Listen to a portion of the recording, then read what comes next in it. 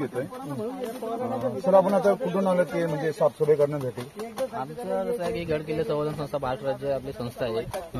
ही संस्था म्हणजे महाराष्ट्रामध्ये जेवढे पण किल्ले आहेत तेवढ्यावरती प्रत्येक म्हणजे महिन्याच्या एक संडेला आपण मोहीम घेतो. आता ह्या संडेला कसं आपण इथे वसई किल्ल्यावरती घेतले आणि पूर्ण मुंबई विभाग आहे. म्हणजे पनवेल आपले झाले कल्याण वगैरे लांबून पोर आहेत. पनवेल वगैरे कुठे जाता काय आयडिया नाही, पनवेलवरून मुलं आहेत. मुलं अच्छा या तुमच्या संस्थेमध्ये आहेत? अच्छा, हे सर्वजण म्हणजे लेडीज वगैरे कसं काय ग्रुपमध्ये सामील होतात? त्यांना आवड आहे. म्हणजे आज कसं आहे की आता प्रत्येकाला आवड आहे प्रत्येकाची गड किल्ल्यांविषयी, त्याच्यामुळे ते पण जॉईन देतात. आपलं नाव? प्रतीक गमरे. गमरे, तुमचं काय मॅडम?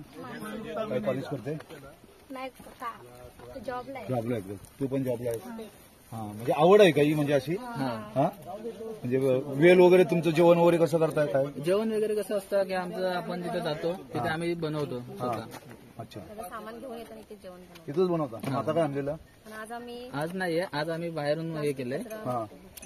कारण आज कसं तेवढा टाइम पण होता आणि पोरं कमी आहेत सध्या. असं तुम्हाला असं कंटाळ नाही म्हणजे कचरा गोळा करताना? नाही, कसं आहे की आता हे जे आहेत ते आपणच टिकवलं पाहिजे. मेन गोष्ट म्हणजे आता येणारे पर्यटक घेऊन येतात, कचरा टाकतात आणि ते परत तिथं पडून राहतात. त्याचं विघटन नाही. आता प्लास्टिक म्हटलं तर विघटन नाही होत त्याचं. बरोबर आहे, बरोबर. आता ते विघटन करायचं झालं तर आपल्यालाच आपले किल्ले आहेत आपणच राखले पाहिजे.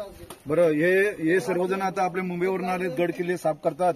सर्वांना अशी विनंती आहे, आम्ही पण जातो गड किल्ल्यावर फिरण्यासाठी. तिथं मग आम्ही कचरा गोळा करतो, ते जाळतो, तिथे आणत नाही, तिथं जाळतो, साफसफाई करतो, ते करतो. सर्वांना अशी विनंती आहे, मी फेसबुकद्वारे सर्वांना विनंती करतो की जे गड किल्ल्यावर जाणार आहेत त्यांनी प्लास्टिक बाटली काय ग्लास वगैरे ते स्वतःच्या बॅगेमध्येच टाकून बाहेरच्या कचऱ्यामध्ये शक्यतो टाका, अशी मी सर्वांना विनंती करतोय. कुठे आलो ते सांगा? आता आम्ही आलो वसई किल्ल्यावरती आलो. हे किल्ला बाले किल्ला म्हणून ओळखला जातो.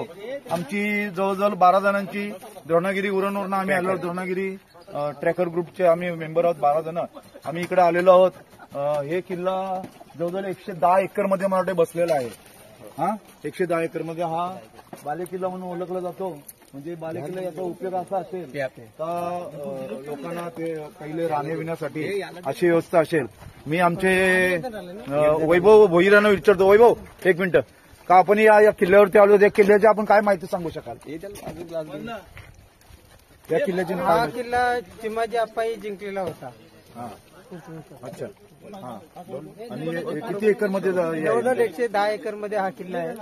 पण जवळजवळ 80% भाग याचा खंडनच झालेला आहे. पण आपण आता हे किल्ले बघितले, किल्ले सर्व वरती वगैरे असतात. हा किल्ला जमिनी सपाटीला आहे. हा भुईकोट किल्ला. भुईकोट किल्ला असं बोलतात. छत्रपती शिवाजी महाराज की जय.